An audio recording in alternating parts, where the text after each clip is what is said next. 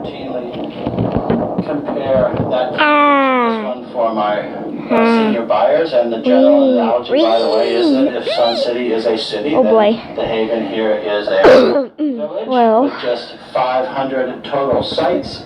Again, only 39 lots left to build. Today in the Haven there are 13 resales with average price of $369,700. I regret that. And so you can see by buying this almost new house or other new houses, it just doesn't cost anything more. Let's take a closer look. This house has the hardy plank exterior, which is a concrete fiberboard. It also has some brick treatments on the front left there. The apron to the right where the garage is.